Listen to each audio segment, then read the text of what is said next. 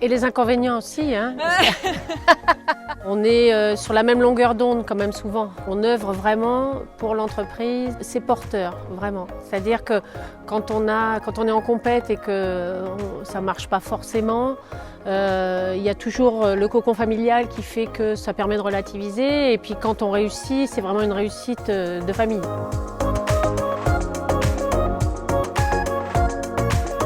Par exemple, on a eu l'exemple le week-end dernier où maman a fait une très bonne performance dans le Grand Prix et on a réussi à dépasser la note qu'on espérait.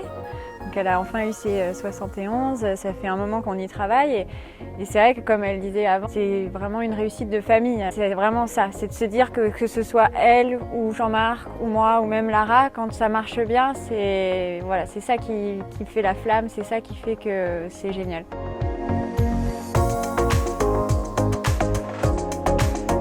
C'est la Coupe des Nations d'Ixted parce que j'étais en équipe de France et on a gagné.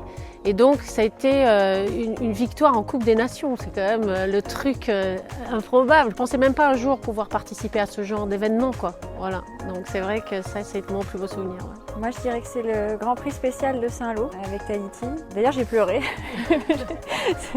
parce que je pensais pas que ça pouvait m'arriver à moi de gagner le Grand Prix spécial dans le Grand National. C'était et puis il y avait tout le monde. Il y avait Jean-Marc, maman, Lara et Étienne, mon mari. Et du coup, c'est vrai que et d'ailleurs tout le monde a pleuré. Ça a été vraiment de se dire que nous aussi, on pouvait y arriver.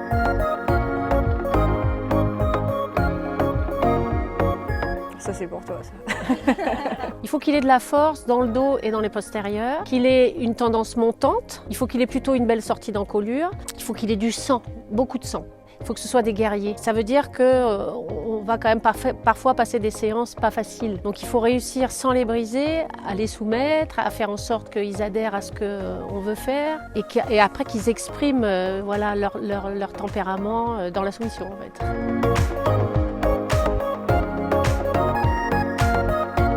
Moi, c'est la session jambes.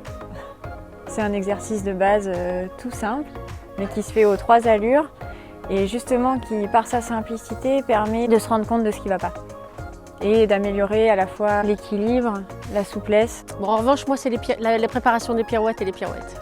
Voilà, ça, j'aime, voilà, parce qu'on sent vraiment le cheval qui se recule. Mais après, le passage, c'est sympa. Bon, le passage piaf, évidemment, ça, c'est sympa.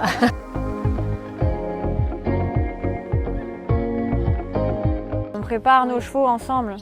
Il y en a toujours un qui fait, moi souvent je fais les tresses, Jean-Marc le pansage, maman les cuirs, et du coup c'est vrai qu'à chaque fois on est dans cette routine-là où on est tous ensemble jusqu'à ce que le cavalier soit à cheval. Et ça c'est vrai que par contre, malgré tout, ça nous concentre et ça nous permet de ne pas trop stresser.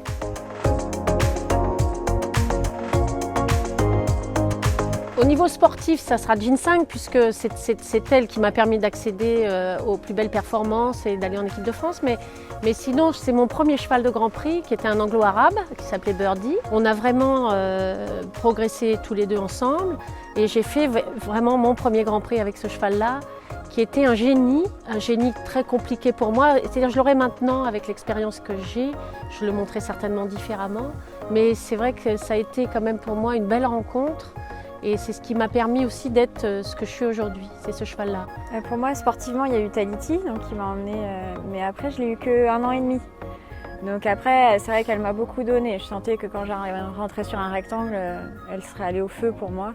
Et ça, c'est quand même, comme sensation, c'est assez incroyable. Mais après, je pense que le cheval, ses souvenirs, c'est celui que je dresse en ce moment parce que c'est le premier que je dresse vraiment. Même si j'en ai monté en Grand Prix, c'était beaucoup maman qui les avait dressés. Tahiti, c'est mon père.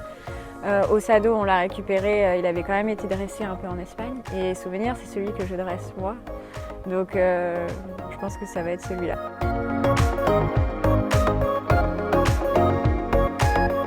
La patience. La patience et l'opiniâtreté, c'est-à-dire que vraiment il faut pouvoir jamais rien lâcher en fait. Si on veut les aider, il faut quand même avoir quelques qualités sportives, voilà, être en bonne condition physique, pas trop lourd, essayer de faire attention quand même un minimum pour le cheval. Je pense que l'idée c'est aussi d'aimer le cheval, quoi. C'est pas le considérer simplement comme un instrument de compète, mais c'est de se dire aussi que c'est un être vivant, c'est un partenaire. Vas-y. J'attendais que tu dises que c'était moi. Mais... Bah, j'allais le dire, mais bon, c'est trop tard. Mais si, on rigole, mais il y a des grands cavaliers auxquels on aimerait s'identifier, tout ça, mais on n'est pas dans leur quotidien. Nous, on a des cavaliers qu'on aime beaucoup. Enfin, moi, je sais que j'aime beaucoup l'équitation de Karl Esther. Il y a une jeune cavalière que j'aime beaucoup dans sa manière de monter, mais que je ne vois que sur les concours, c'est Charlotte Fry. Mais en vrai, c'est ma mère pour moi, parce que je la vois tous les jours. Je la vois qui, depuis des années, ça charme. Elle a eu des chevaux qui n'étaient pas bons. Enfin, qui n'avaient pas les qualités nécessaires à la performance de dressage, on va dire, parce qu'on ne peut pas dire que c'était des mauvais chevaux. Non, c'était pas des mauvais chevaux, loin de là. Elle a essayé d'en tirer le meilleur d'eux-mêmes, enfin vraiment d'aller jusqu'au bout, et elle a eu beaucoup d'échecs aussi, et ça l'a jamais empêché de se relever et de recommencer et de se dire qu'elle va y arriver.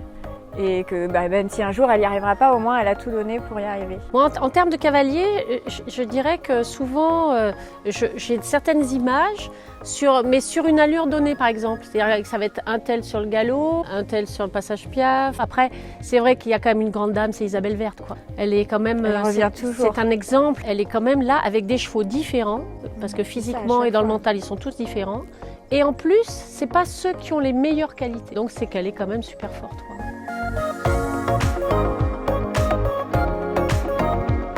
Par exemple, Ginseng, elle travaille 4 à 5 fois par semaine.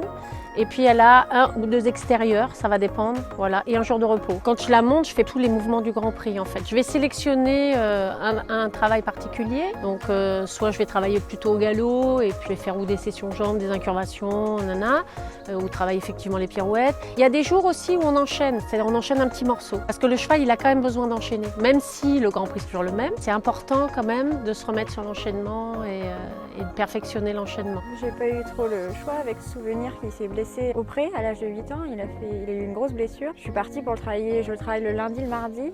Mercredi, il fait paddock. Jeudi, vendredi, il travaille à nouveau. Et après, il a son week-end. Et en fait, je me suis rendu compte que ça lui allait vraiment très bien. Du coup, le lundi et le jeudi, sachant qu'il a rien fait la veille, je travaille que la locomotion. En fait, je prépare la séance du lendemain. Et en fait, j'ai que vraiment 2 jours où je travaille tout ce qui est technique. En fait, ça lui va plutôt bien. Je me suis rendu compte que comme ça, ils prennent mieux le travail, ils sont plus dispo.